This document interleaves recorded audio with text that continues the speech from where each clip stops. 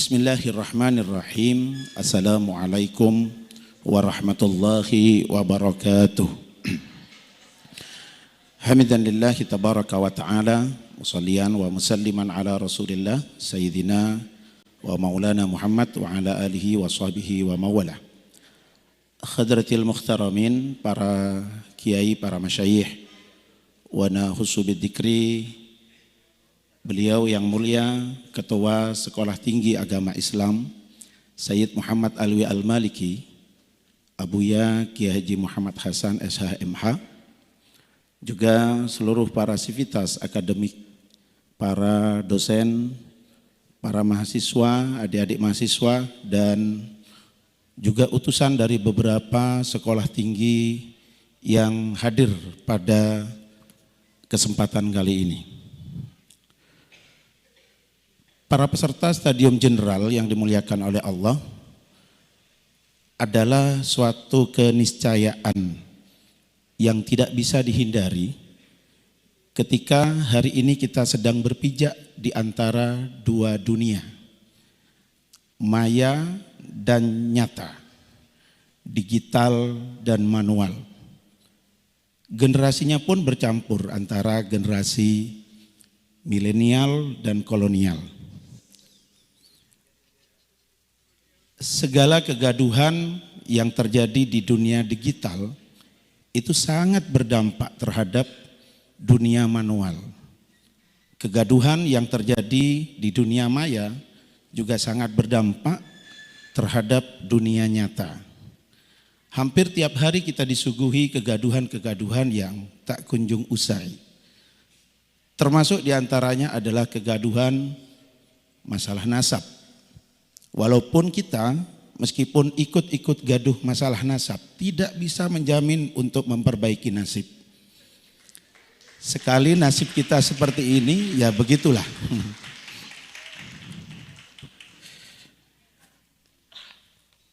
Kegaduhan tentang autentikasi nasab Ba'alawi.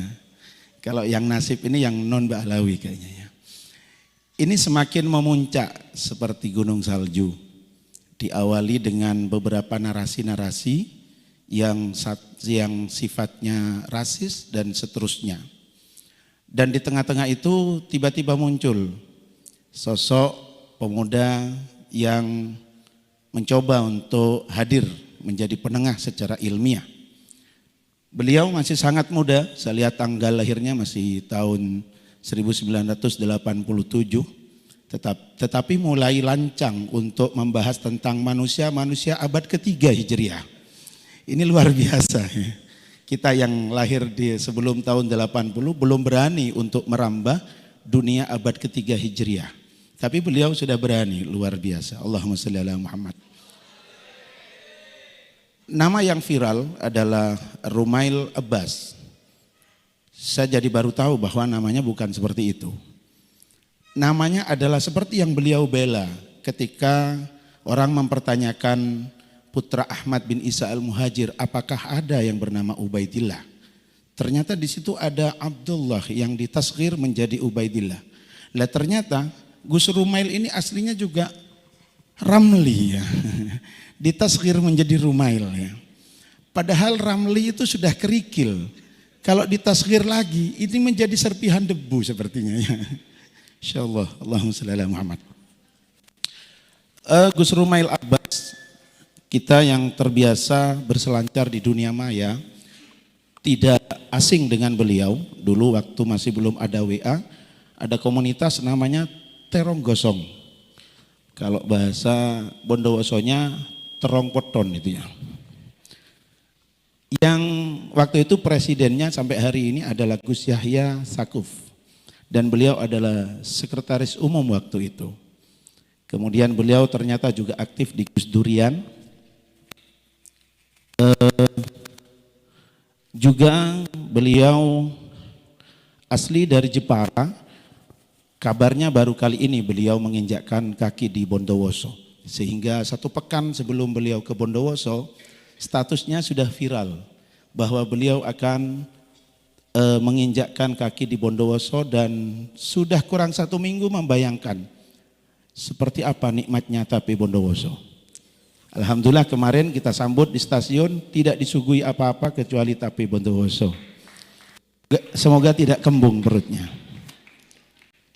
Kemudian beliau juga hari ini mengopeni akun pamitnya ngantor ya, pamitnya ngantor, dan akun YouTube itu yang fokus untuk membahas tentang autentikasi nasab Ba'alawi secara ilmiah, Sudah beberapa episode yang beliau tampilkan dan luar biasa sambutan masyarakat. Baik sambutan dari pendukung ataupun sambitan dari para yang tidak mendukung. Sampai per hari ini sudah ada 5 atensi yang datang kepada kami ketika kami expose. Apa benar Gus Rumel itu datang ke Bondowoso? Jangan-jangan juga mencari nasab ke sini ke Bondowoso. Semalam kami sampaikan bahwa Bondowoso tadi disampaikan Darul Habib. Ada yang lebih tua dari itu Gus, Bondowoso itu. Bahwa Bondowoso ini tempat bertapanya Prabu Aji Saka. Beliau adalah pencetus huruf Jawa, Hanacaraka, dari literasi yang kami baca. Beliau dari India langsung bertapa di pegunungan Hyang Argopuro. Kemudian menurunkan raja-raja Jawa. Jadi lebih tua dari Alawiyin juga ya, Aji Saka. Terima kasih.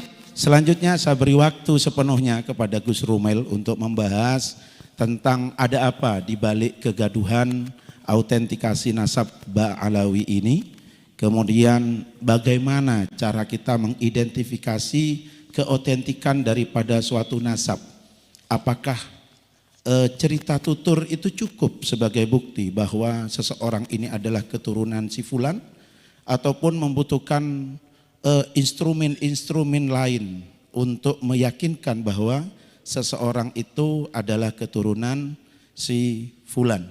Dan sejauh mana data-data primer, data-data sekunder yang sudah didapat oleh Gus Rumel ini di dalam melacak keautentikan nasab Ba'alawi. Dan yang terakhir, apakah Rumel ini juga merupakan proklamasi bahwa dia juga Ba'alawi sebagaimana Ubaidillah.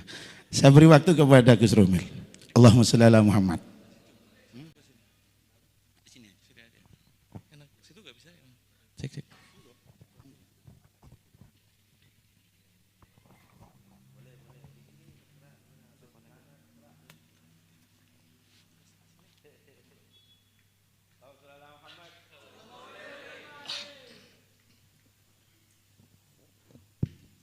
Cek. Assalamualaikum warahmatullahi wabarakatuh. Ibtigo'an limarutatillah warahmatil fatihah.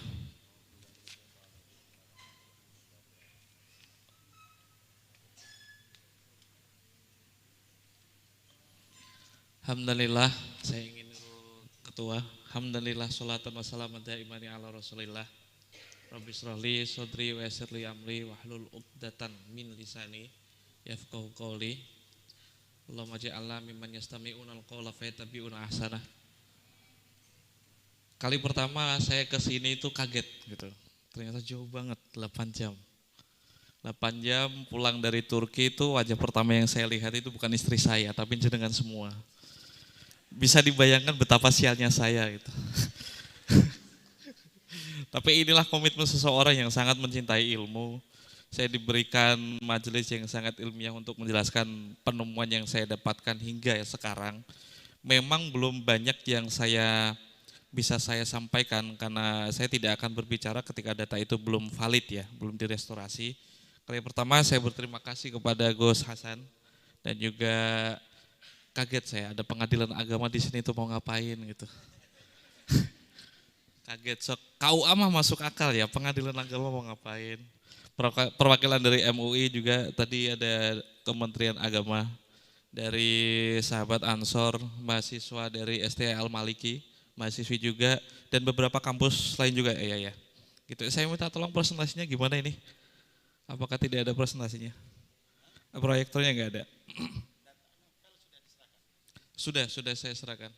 Bisa ditayangkan ini Mas Samsul? Bisa, tolong ditayangkan.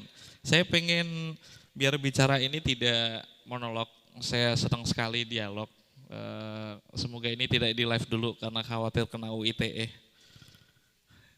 Saya tuh berupaya untuk mendialogkan ini kepada Kiai Imad itu sampai 2 kali. 2 kali itu yang paling pertama ketika ada tawaran dari Habib Umar Asakov dari Palu kalau nggak salah itu untuk dialog, beliau kan tidak berkenan karena dia itu mau jika ada debat harus ada wasit yang fair gitu, harus ada satu orang pakar yang bisa menengahi antara beliau berdua. Akhirnya tidak, Kiai Imad nggak berkenan.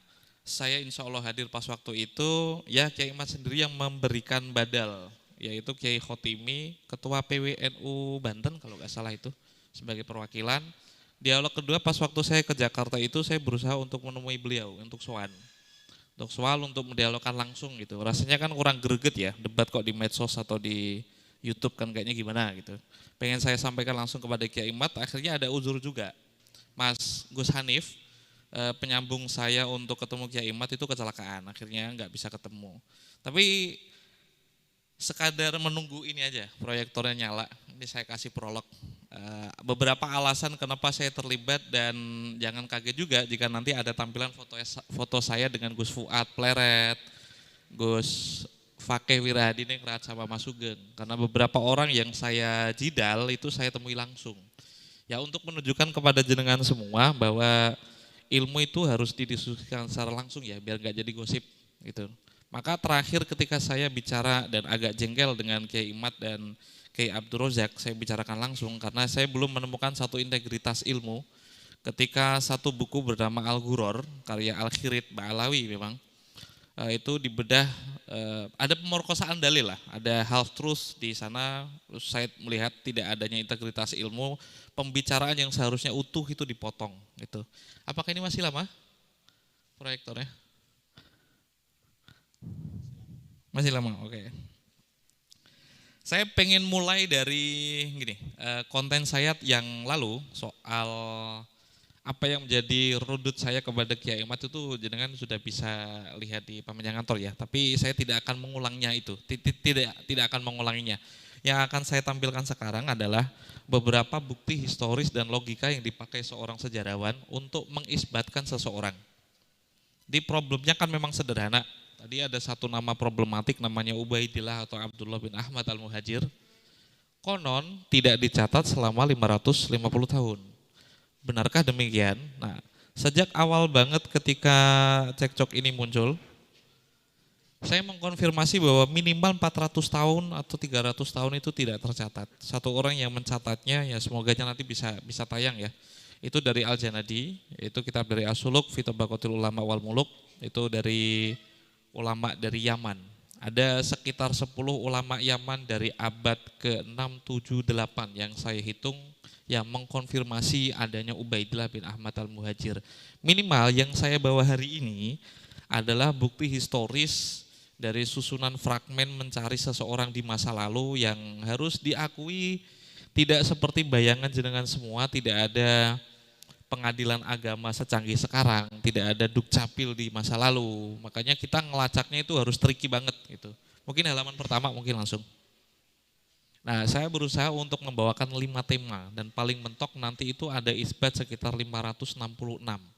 566 dikurangi sekitar 400 berarti 150 lah. Berarti angka 550 tahun yang ditawarkan oleh Kiai Imad sudah saya tawar menjadi 150 saja, 150 tahun saja itu mentok. Tuh, yang kedua, lanjutkan. Adminnya di mana sih? Oh di sana. Oke. Next. Saya berusaha mengawali dari bagaimana cara ulama nasab mengisbatkan nasab ya. Nanti itu saya berikan insight betapa pentingnya sumber sezaman. Jadi ada musalamat antara saya dan Kiai Imad bahwa bukti sezaman itu perlu. Kendati pun demikian, saya fokusnya ada di sejarah, kajian historis dan akan mengkritik apapun yang bisa dikritisi dari kajian historis. Nah, untuk ulama nasab ternyata memiliki kaidah ilmiahnya sendiri. Mereka memakai kaidah tasamu atau syuruh istifadoh, bisa dilihat ya. ada 4 macam paling tidak, berarti kan catatan dari keluarga yang sahih. Terus yang kedua syura wastifadoh atau biasa dikenal dengan tasamu, bisa didengarkan kayak Gus Hasan ini bin siapa semua orang di Bondowoso mengerti. Dan itu adalah yang dimaksud dengan syura wastifadoh. Syura belum tentu istifat dan mustafat belum tentu syura. Keduanya bisa jadi berbeda, tapi salah satu di antara keduanya bisa sahih untuk mengisbatkan nasab. Selanjutnya ada al-iqrar, berarti kan konsistensi dari sebuah ikrar, dan yang terakhir adalah seperti Mahdi Rojai yang mengisbatkan Ba'alawi ketika diragukan mengirimkan surat, itu bentuk dari tahqiq seorang muhakkik itu. Nah, problemnya saya bawakan dari Muqaddimat fi ilmin nansab, ini kitab baru karena saya ngerasa paling representatif. Kenapa ada gugatan seperti Kiai Imad gitu? Karena jika syuhra wastifadoh itu berlaku sepanjang masa, kenapa orang yang dikenal sebagai anak dari leluhur dari seorang mujtahid mutlak bisa sampai tidak tercatat? Jika syuhra wastifadoh itu dikenal, kenapa nampaknya tidak pernah sekalipun dinotis oleh ulama di masanya? Jika syuhra wastifadoh itu berlaku sangat umum, kenapa tidak ada satupun bukti bahwa dia itu ada? Itulah kenapa Kiai Imad itu bertanya-tanya, sebenarnya Ubaidillah bin Ahmad al-Muhajir ini benar-benar ada atau tidak gitu. Makanya di redaksi yang selanjutnya ya, ketika ada bukti yang dimaksud dengan bainah sorihah, Kiai Imad memiliki definisi yang berbeda dengan saya. Asy-Syajar al-Barokah beliau anggap sebagai bainah sorihah. Bainah sorihah itu bisa dipakai untuk mengibtol nasab. Jika memang kemutawatiran misal Gus Umar bin siapa itu udah syuhra wastifadoh, ketika ada bukti sahih seperti keluaran Dukcapil mengeluarkan Gus Umar adalah bin orang lain, itu bisa membatalkan syuhra wastifadoh. Begitupun sebaliknya. Nah, slide yang kedua, saya ngasih satu contoh lagi bahwa mengibtol nasab itu bukanlah, selanjutnya Kang Admin. Nah, ini bukan berusaha untuk menambahi perkara ya. Bani Qatadah itu kan sahih. Banyak ashraf di Al-Hasani di Mekah. Salah satu ulama sezaman sekitar 565 itu membatalkan nasabnya. Jadi perkara ibtolun nasab itu bukan perkara yang baru gitu maksud saya. Di Lubabul Ansab, Ibnu Funduk itu sekitar 566 itu membatalkan salah satu datuk bil ittifaq. Redaksinya bisa dilihat bil ittifaq. Nama Abdullah bin Muhammad bin Musa As-Sani yang menjadi datuk semua Bani Qatadah Al-Hasani itu dibatalkan dan bil ittifaq. Saya tidak sedang berusaha mendorong jenengan bahwa ini dibatalkan, enggak, ini sekadar contoh. Dan yang lebih shock lagi mungkin kalau jenengan nggak tahu, slide selanjutnya. Saya dapat manuskrip dari Imam Safaroni, seorang ahli nasab sekitar abad ke-8 atau ke-9. Bisa dibaca. Kira-kira siapa tokoh yang sedang beliau batalkan nasabnya? Syekhin Abdul Qadir Al-Jailani gitu. Jadi membatalkan nasabnya Ba'alawi bukan kali pertama. Bahkan Bani Qatadah yang sangat-sangat ring satu kesahihannya itu menurut Habib Rafael ya itu sangat ring satu di Hijaz itu ternyata bisa dibatalkan. Dan jangankan itu, Syekh Abdul Qadir pun ternyata bisa dibatalkan. Konon seperti yang ditulis oleh As-Safar ini, orang di Syam, berarti Syria ya, itu populer mengisbatkan silsilahnya Syekh Abdul Qadir Jailani dengan 2 jalur seperti ini. Bisa dibaca di sebelah kanan, kalau misal yang sebelah kiri nggak bisa dibaca. Ini kata Safaroni, yang paling bawah. Kilahuma ada 2 isnad, ada 2 nasab yang disandarkan kepada Syekh Abdul Qadir Jailani. Kilahuma ghairu sahihin, wa qad ikhturi'a, dan silsilah ini dibuat-buat gitu. Padahal kalau jenengan itu punya ijazah manaqib dari Syekh Abdul Qadir Jailani, salah satu silsilah ini kan yang jenengan yakini. Nah, ini sekadar contoh biar jenengan nggak terlalu kaget bahwa membatalkan nasab itu bukan perkara yang baru. Oke, clear ya? Ada Pro Kiai Imad nanti silakan, forumnya nanti lebih enak. Oke. Next, mungkin lanjut. Nah, kali ini kita akan membahas tentang Bani Ba'alawi atau Bani Alawi. Terus sekaligus selanjutnya melacak Ubaidillah bin Ahmad al-Muhajir. Pokok pertama Kiai Imad membatalkan nasabnya Kiai Ba'alawi atau Ubaidillah itu berangkat dari kitab yang namanya An-Nafah al-Ambariyah. Gitu. Kenapa? Selanjutnya mungkin karena Abu Alawi di kitab itu yang diproduksi sekitar tahun 880 menyebutkan kalau Abu Alawi adalah min nasli Bajadid. Jadi ada sebuah redaksi sekitar tahun 880 dari kitab seorang ahli nasab namanya An-Nafah Al-Ambariyah menyebutkan kalau yang disebut dengan Abu Alawi, leluhurnya Bani Alawi sekarang, itu ternyata hasil cangkokan kepada Ali Bajadid yang sudah terkonfirmasi sebagai syarif. Karena ada redaksi seperti ini. Nah, jika ini langsung dipercaya dan tidak melakukan kritik sumber terlebih dahulu, makanya kita akan memerlukan sumber sezaman untuk mengkonfirmasi. Betul? Kita lanjutkan. Saya memakai Audhu Ulami dari As-Sakhawi. Itu sekitar tahun, beliau berarti mendapati abad ke-9 dan ke-10, sezaman dengan An-Nafah Al-Ambariyah. Ini ada satu redaksi ketika As-Sakhawi menemui seseorang, masayikh dari Hadramaut bernama Abdul Kabir. Abdul Kabir ini datang ke Mekah dan menemui Sakhawi memberikan kabar. Dia itu hidup sekitar tahun abad ke-6 dan menemukan sekitar 4 orang Abu Alawi. Salah satunya adalah yang paling bawah, Abdurrahman Asyarif, Abi Bakar ini ayahnya dari Ali As-Sakran, Mu'alliful Burqatul Musiqah, terus Umar Al-Mukhdar, Abi Hasan, itu semuanya disebut dengan Abu Alawi. Nah, ada satu kontradiksi ketika An-Nafah Al-Ambariyah mengatakan Abu Alawi adalah anak dari Bajadid. Kenapa rekomendasi atau informasi dari As-Sakhawi mengatakan bahwa Abu Alawi diberikan kepada julukannya kepada 4 orang yang dia temui dari Abdul Kabir. Jadi ada informasi bernama Abdul Kabir, dia datang ke Mekah. Sakhawi itu kan penduduk Mekah waktu itu, menulis kitab Dawu Ulame, dia menginformasikan Abdul Kabir itu seorang ulama Yaman datang kepada saya memberikan informasi bahwa di Yaman itu ada 4 orang yang disebut dengan Aba Alawi. 4 orang itu seperti yang disebutkan. Next. Nah, selanjutnya ini kitab yang tidak dimiliki oleh Kiai Imad, saya dapat itu masih anget ini. Makanya belum saya restorasi. Ini sekitar tahun 855. Ini kitab sezaman dengan An-Nafah Al-Ambariyah. Untuk memastikan bahwa sumber sezaman itu penting mengkonfirmasi hal ini. Jika benar Abu Alawi adalah orang yang menjadi keturunan dari Bajadid, adakah yang bisa menjelaskan sebaliknya? Ternyata ada. Satu tadi dari Sakhawi ya, dari Audhu Ulami. Terus saya bawakan kitab yang belum direstorasi sama sekali bernama Jahurus Safaf. Itu sekitar 855. Nah, ketika Kiai Imad mengatakan Abdullah bernama Ubaidillah, di tasgir itu dimulai dari Sayyid Ali As-Sakran, pemilik Al-Burqatul Musiqah. Kitab ini ditulis pada sekitar tahun 820. Ali As-Sakran itu lahir 818. Jadi ketika kitab ini ditulis, orang yang dianggap Kiai Imad memulai nama Ubaidillah sebagai pencangkokan kepada Bajadid masih berumur 2 tahun.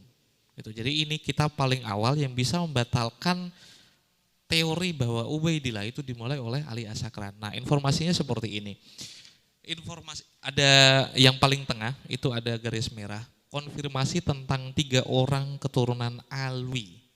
Bajadid, berarti Jadid dan juga Basri sama-sama anak dari Ubaidillah. Dan mereka semua adalah keturunan dari Abu Alwi yang tidak lain bernama Ubaidillah itu sendiri. Gitu ya? Oke, next. Bukti yang keempat. Ini berarti As-Suluk fi Tabaqatil Ulama yang wal Muluk. Berarti saya sudah mendatangkan 1, 2, 3 kitab. Nanti ada satu terakhir itu ulama yang menangi sezaman dengannya dan setelahnya. As-Suluk itu mengonfirmasi sekitar 9 nama. 9 nama yang menjadi keturunan dari Ubaidillah. Jika Anda melihat hal seperti ini tanpa memperhatikan sebelumnya bahwa surah wastifadoh tahqiq dari seorang muhakik itu tidak bisa, maka dengan nanti seperti Kiai Imad ketika melihat As-Suluk fi Tabaqatil Ulama wal Muluk. Ini kitab sejarah, ini kitab Tabaqat. Bisa enggak kitab sejarah itu dipakai untuk mengisbatkan silsilah seseorang? Saya jawab bisa, Kiai Imad tidak. Kenapa? Kita memiliki definisi yang berbeda. Saya meyakini dari As-Suluk fi Tabaqatil Ulama wal Muluk, dia kan murid dari Ibnu Samurah, murid in absentia. Jadi dia mengutip beberapa kitab-kitab sejarah. Dan saya sangat suka redaksi yang dia pakai. Laula tarikh la juhilatil ansab wa matatid dual bimautizu amaiha. Jika tidak ada ilmu tarikh, maka seluruh nama ini, Anda bisa lihat nama-namanya, tidak akan berarti apa-apa. Anda tidak akan mengetahui siapa itu Ahmad Al-Muhajir, siapa itu Ubaidillah, siapa itu yang paling atas ya, siapa itu Ali, siapa itu Muhammad, siapa itu Muhammad lagi, siapa itu Ja'far Shadiq, siapa itu nama-nama ini tidak akan Anda bisa pahami jika Anda tidak memiliki kemampuan untuk ilmu sejarah. Makanya usulnya dari ilmu nasab itu saya meyakini adalah ilmu sejarah. Jika furu, ya kita ngerti ya, furu kan nggak bisa, usul kan nggak bisa berdiri di atas usul. Usul nggak bisa berdiri di atas furu. Makanya ilmu nasab itu nggak bisa berdiri jika tidak berdiri di atas ilmu sejarah. Tanpa pengetahuan apapun tentang Ahlul Bait lah, kira-kira nama ini tanpa ilmu sejarah bermakna atau tidak nama-nama ini? Siapa itu Ali? Siapa itu Muhammad? Siapa itu, kelihatan ya? Siapa itu Jadid? Siapa itu Abdullah? Terusannya, siapa itu Ja'far Shadiq? Siapa itu Muhammad Al-Bakir? Al-Bakir itu bermakna apa? Jika tidak memiliki kemampuan tentang sejarah, ini tidak akan berarti apa-apa. Nah, bedanya Kiai Imad dengan saya itu, beliau hanya kolot memakai kitab nasab. Sementara Al-Janadi sendiri itu memakai ilmu sejarah. Dan ini buku tentang Tobaqat, sejarah. Nah, bisakah dipakai? Sangat bisa. Karena saya mendapati beberapa kitab nasab seperti Al-Ubaidili memakai kitab-kitab sejarah untuk sebagai landasan. Tanpa kitab sejarah kita tidak akan tahu siapa itu orang yang disematkan dengan Al-Bakir. Kenapa sampai Musa Al-Kazim itu, definisi tentang kisahnya, dia punya anak berapa, mungkin dituliskan dalam kitab nasab. Tapi tanpa ilmu sejarah, nama itu tidak akan bermakna. Nah, untuk membahas dan membalas apakah informasi Abu Alwi tadi adalah anak atau keturunan min nasli Bajadid, benar atau tidak, saya pakai yang paling nomor 3 berarti adalah As-Suluk fi Tabaqatil Ulama wal Muluk. Nah, kitab ini paling tua, lebih tua dari An-Nafakh Al-Ambariyah. Dia menjelaskan secara sharih bahwa Ali adalah Bajadid. Sementara 7 nama dari Ba'alawi adalah saudara yang lain. Next mungkin. Nah, belum saya tandai, tapi yang ini adalah 7 nama dari Ba'alawi. Jadi konfirmasi buku sezaman itu bisa membantah An-Nafakh Al-Ambariyah yang dipakai oleh Kiai Imad ketika beliau mengatakan bahwa Ba'alawi di abad ke-9 itu mencangkokkan namanya ke Bajadid. Jadi konon menurut klaimnya Ba'alawi itu Imam Ubaidillah punya anak 3, yaitu Alwi, Jadid, dan Basri. Dan Kiai Imad mengira dan menuduh juga bahwa Ba'alawi, nama Alwi itu dicangkokkan kepada Jadid. Jadid itu pun hasil dari cangkokan karena muncul baru pada abad ke-8, yaitu dari kitab As-Suluk. Oke, next. Nah, ini kitab tadi 3 kitab sezaman sudah membantah dengan sangat sharih ya bahwa Abu Alwi bukanlah keturunan dari Bajadid. Nah, kebetulan saya menemukan manuskrip dan ini sedang direstorasi. Ternyata ada saktun nasakh, Jadi zaman dulu itu tidak ada penerbit. Orang-orang itu menuliskan kitabnya itu dikasih ke rentalan orang-orang. Misal Gus Umar punya profesi sebagai seorang nusakh, penulis kitab. Ya, dia dibayar untuk melakukan itu. Nah, kadangkali yang menasakh itu, yang menyalin kitab, yang menjadi nusakhnya itu kadangkali keliru menulis. Makanya dalam dunia sumber primer itu sangat penting biar jenengan tahu apa yang dimaksud, apa yang sedang ditulis oleh seorang mu'alif di kitabnya. Kadangkali kita tidak menemukan kebenarannya hanya lewat kitab versi modern, perlu muhakik juga, perlu kitab asli juga. Nah, di An-Nafakh Al-Ambariyah yang diproduksi sekitar 880 itu, kelak nanti saya akan unggah dan saya akan buktikan ketika informasi Abu Alwi adalah keturunan dari Bajadid, itu adalah kekeliruan dari seorang penasak kitab. Jadi seorang pegawai yang menulis kitab itu loh, terus dikasihkan ke orang-orang. Kalau sekarang kan main enak ya, fotokopi, bisa dicetak 1000 eksemplar udah jadi. Dulu itu enggak, biasanya kitab ini ditulis oleh seseorang, dibayar, diberikan kepada orang lain, diberikan kepada orang lain, diberikan kepada orang lain. Di belakang sampulnya dikasihkan isnad. Saya mendapatkan ijazah kitab ini dari si Fulan, Kiai Fulan dari ini tahun ini. Nah, dari sanalah saya bisa menemukan Bajadid dan Ba'alawi dari bukti-bukti material. Kita lanjutkan aja lah. Ini sebelumnya. Ini bukti yang setelah dari An-Nafakh Al-Ambariyah. Bukti yang sangat faktual. Dia sangat sezaman dengan An-Nafa' Al-Ambariyah, tapi dia membuktikan bahwa Ba'alawi yang paling merah ya, merah yang paling bawah. Bani Abad, Abu Abad atau di Hadramut bisa disebut dengan Ba'abad, itu ternyata punya kekerabatan dengan beberapa Bani Ba'alawi. Makanya saya tuh menemukan bukti historisnya ternyata bukan di Yaman, ya. Ternyata di Oman. Solalah berarti Kesultanan Oman sekarang. Nah, salah satu petunjuknya adalah ketika saya mencari siapa yang bernama Ba'abad ini.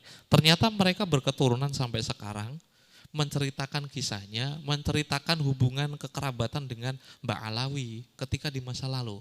Dan dari sini udah ada konfirmasi kalau Aba Alwi bukanlah orang lain kecuali dia itu julukan bagi keturunan Ubaidillah. Dan Aba Alwi itu adalah kunyah yang diberikan kepada Ubaidillah bin Ahmad Al-Muhajir. Jadi sudah ada kitab 3 sezaman dan lebih tua dari An-Nafa' Al-Ambariyah dan yang sezaman. Satu kitab sezaman dengan An-Nafa' Al-Ambariyah yang bisa membatalkan klaim bahwa Aba Alwi mencangkokkan nasabnya kepada Bajadid. Oke, next.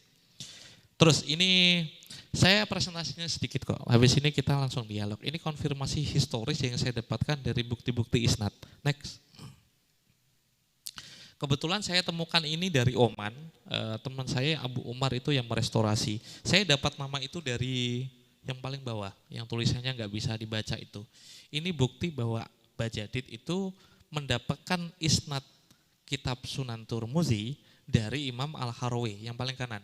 Jadi Muhammad Bajadid itu anaknya Ali Bajadid, itu pada tahun 653 mendapatkan isnad dari Hasan bin Rasyid. Hasan bin Rasyid dari Ali Bajadid. Ali Bajadid ini mendapatkan isnad dari Muhammad bin Abdullah Al-Harawi tahun 591. Jadi sekitar hampir 150 tahun lah.